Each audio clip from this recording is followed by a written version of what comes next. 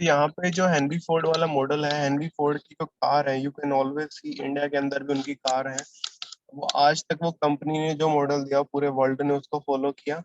और इस मॉडल की वजह से क्या चीजें इंक्रीज होंगी, मास प्रोडक्शन, बहुत ज्यादा चीजें बल्क में प्रोडक्शन करने की कैपेसिटी इंक्रीज होगी। और पहले हमने देखा था इंडस्ट्रियल रेवोल्यूशन, सबसे पहले कौन सी हमारे कंट्री में आया था, दैट वाज ब्रिटेन। और दूसरा एक इनोवेशन ये असेंबली लाइन वाला, इन दोनों इन्वेंशंस ने पूरे का पूरा जो सिस्टम है हमारा उसको चेंज कर दिया। पूरे के पूरे सिस्टम को चेंज कर दिया। कैसे चेंज कर दिया? बिकॉज नाउ हमारा जो इंडस्ट्री है वो ना बहुत तेज से स्प्रेड भी कर रहा है, और दूसरा क्या कर रहा है, हाई अमाउंट भी प्रोड्यूस कर पा रहा है। इसके अंदर हम एक चीज और देखते हैं, फोर्ड ने जो चीजें करी फिर इस चीज को कॉपी किया पूरे यूरोप ने कॉपी किया। तो मास प्रोडक्शन में क्या होता है, कोई भी चीज को बहुत ज्यादा क्वांटिटी में प्रोड्यूस करोगे तो वो है, उसका कॉस्ट कम हो जाएगा, cost will be less.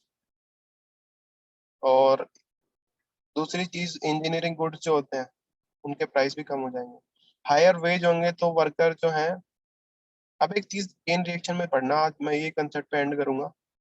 America के लोग रिच हैं, ठीक है, बट इसका मतलब इंडिया के जापान के लोग भी रिच हैं, ऐसा कुछ ज्यादा वो नहीं है।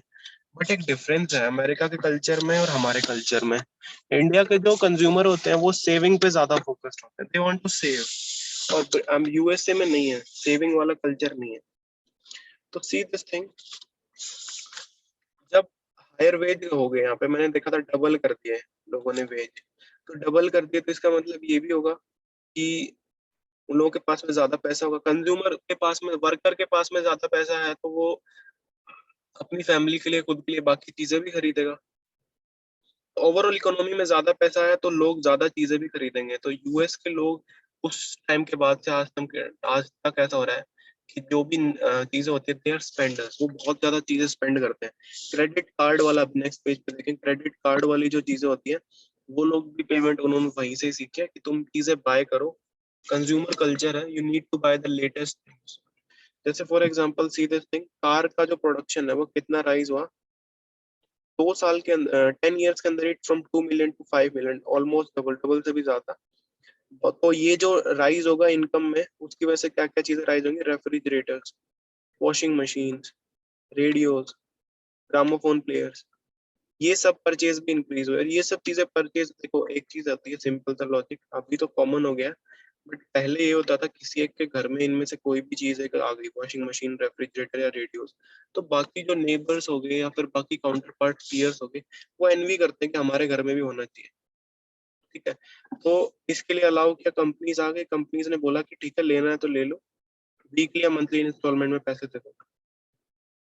ठीक है, ऐसे हाउस कंस्ट्रक्शन में, होम ओनरशिप में, ये भी लोन पे लोगों ने लेना शुरू किया, बिकॉज सब लोग चाहते थे अभी कि वो लोग क्या करें, अपने अपना स्टैंडर्ड इंक्रीज करें।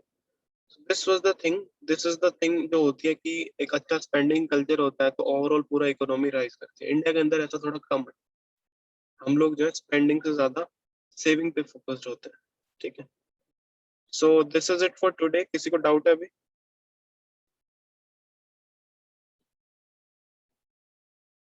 इफ नो डाउट देन फिर हम कल मिलते हैं, then will continue. Okay then, take care. Thank you sir. Okay.